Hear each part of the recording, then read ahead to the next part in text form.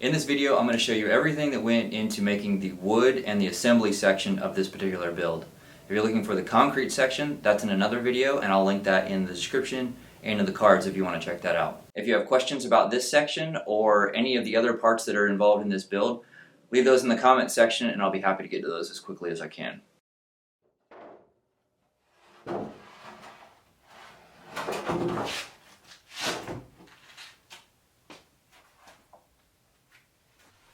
For this piece, we used Alder.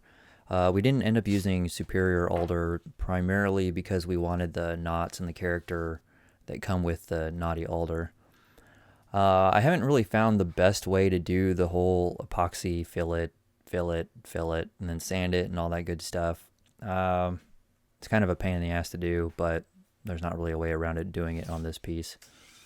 What I did was I used the West systems, and I like the fast with just the epoxy, and it gives it a really good color that matches quite well with Alder.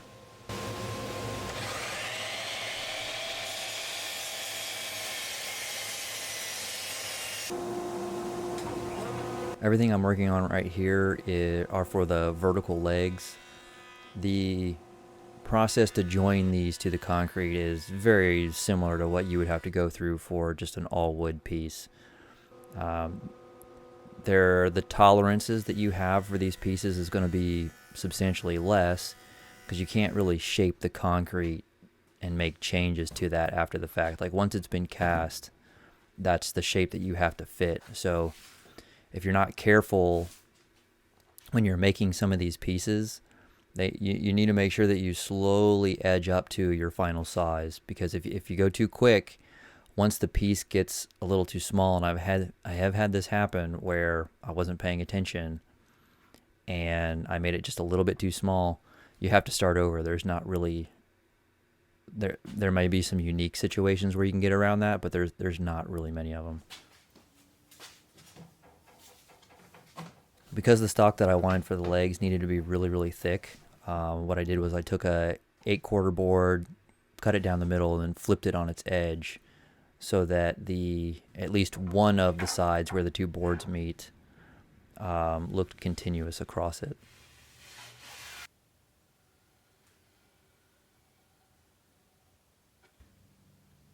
For the entertainment center, we decided to line the inside of the cubbies for the vertical part with basically an inset cubby, I guess is what you could call it.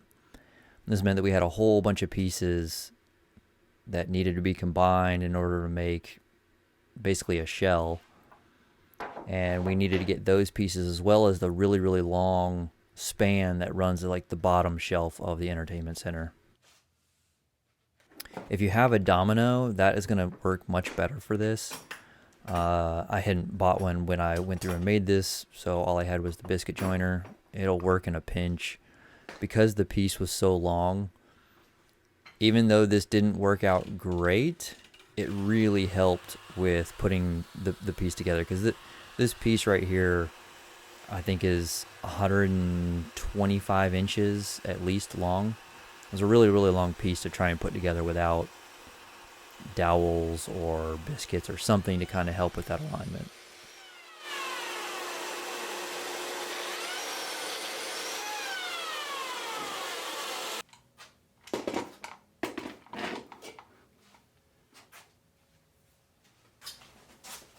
After I got done doing all the biscuit joints, then the next step is, just like any other woodworking project, is combining all the different pieces into whatever shape that you're trying to get. In this case, it's just a flat shelf.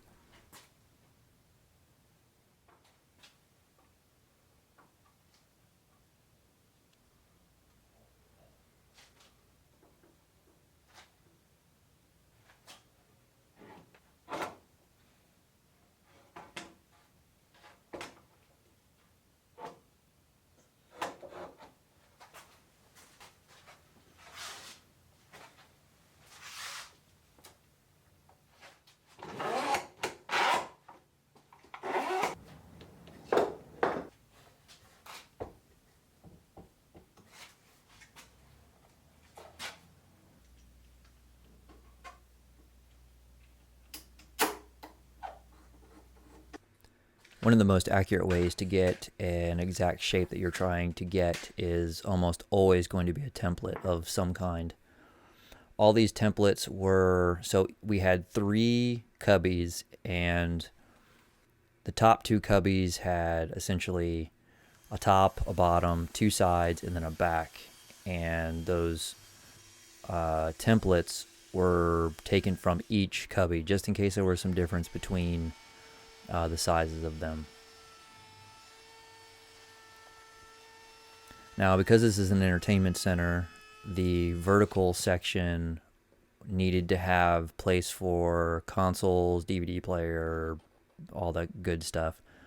Well, each one of those has different cords, and we wanted to have a channel of sorts to run the cords out of and into the back of each one of the pieces. So, for example, an Xbox, we have all the power cords that needed to go into it, as well as the outputs that run to the receiver and all the various plugins.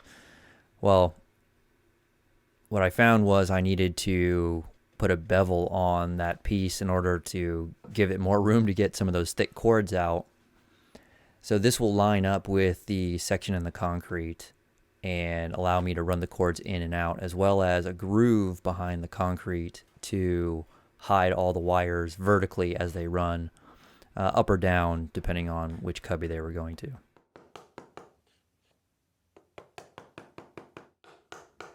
This was a really tedious process of getting these different sections put in here properly for the cable channel.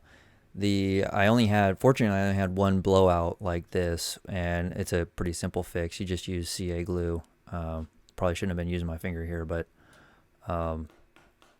just patch that up, and then you can pretty much just keep going like normal. After a little bit of a sanding, that'll completely disappear.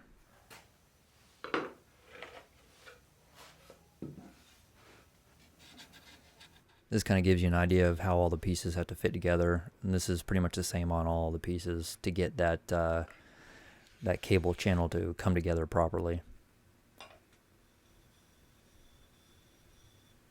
I personally prefer Japanese chisels. It's obviously best for you to use whatever chisels you prefer.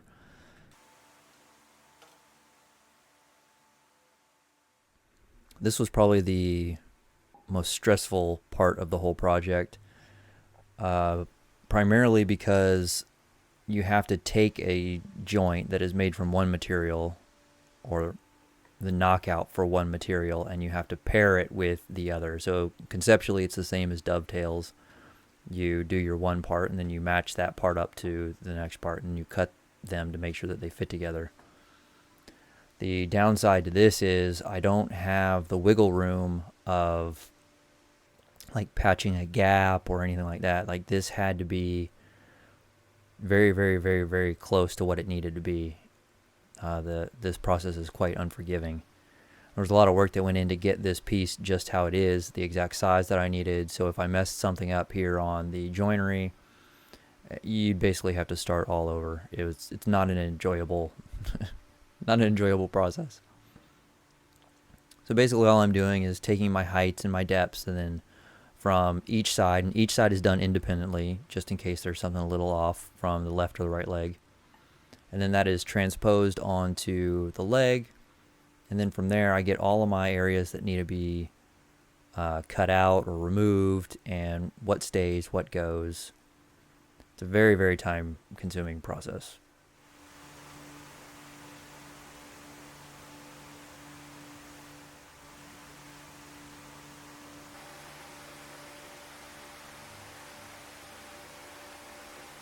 There are, of course, several different ways that you could do these legs. There's some that are going to be a lot less involved than others. So you'll have to kind of sit down with, if it's for you, then you'll have to decide how involved do you want it to be, how tightly do they need to be locked in. Obviously, if it's a client-facing project, you'll need to kind of get an idea from them, or however you decide to do your business. That's entirely up to you. I knew exactly what I needed to do for this one. I needed to keep it from racking back and forth. I also needed to keep it from squeezing in on itself. And then it also needed a substantial ledge for the concrete to sit on. and so that kind of dictated the shape for my joint. I could have gone a much easier route, which is basically having that square go all the way up through the piece. So basically just having the entire area knocked out, and then run a brace underneath the piece from side to side, or I guess technically from front to back. That would have worked. Not a big fan of that aesthetic, but that might be an easy solution for you if you're trying to do something that's a little bit less involved.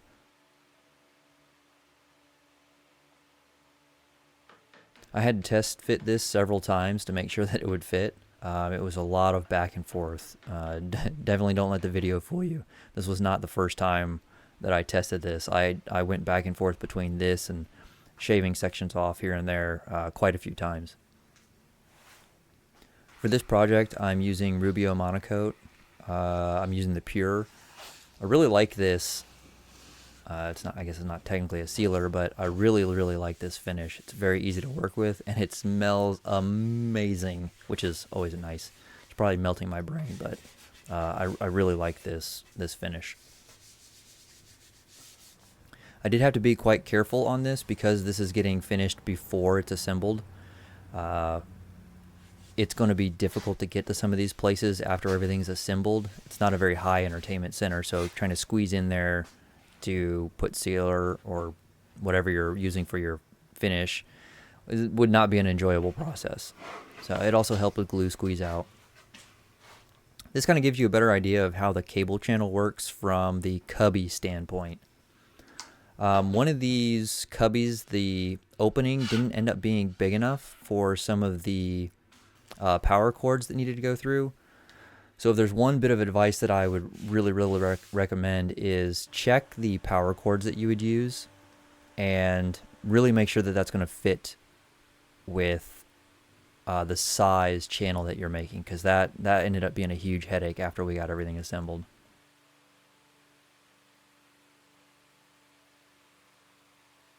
Now again, I did not have a domino at this point, so this is kind of a makeshift version of that. I basically made a jig, and then I'm carving out that section, and I'm going to connect several of the pieces with a floating mortise and tenon.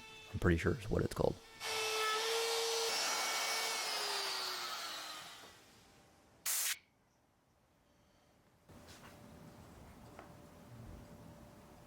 I can't remember what YouTube channel I saw this method on. If I can find it, I will link it in the description or something like that, so you can go check and see like how to actually do that. That's much more involved than what I can go through in this tutorial. The bottom stringer that is currently against the clamps right now, that piece is not connected. It is only there because it is wider, and it gives me something to actually set the clamps on and clamp to. That cannot be connected yet because this piece unfortunately has to be assembled while it has to be assembled to the concrete part that you can see in the back. So it essentially basically it clamps onto the piece. So once this section dries and all the glue is good to go, you can see that here I'm working on that other side. Like this is the side that was originally down in the previous clip. In almost all of these clips that you've seen, I've used pretty much the same glue. I think there might be maybe one section that I didn't use it, but this extend glue is basically has a much longer open time. It gives you a lot more time to work, and as you can see, like this piece had to be assembled while it was basically floating. That part that's to my right is being held up by a gantry right now. It's not sitting on anything. You can see it here a little bit where the strap is to the right. Having a glue, it probably would have been better to have use like an epoxy or something like that had a much larger open time. But I wasn't exactly sure how that would have looked aesthetically once that cured, so I just stuck with the same glue, which was a huge headache getting all that to work. It was really stressful trying to get this whole thing together as the entertainment center was rocking back and forth. It was very involved going back and forth. Thanks everyone that's made it all the way here to the end. I really appreciate your time. If there's any questions that you have about this piece, definitely make sure to leave those in the comment section. I'll be happy to answer those.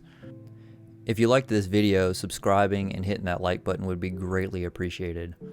If there's anything that you'd like to see in the future, different projects or concepts as they relate to specifically to different concrete projects, let me know. I'm happy to take a look at some of those and see if maybe we can get some of those caught in video.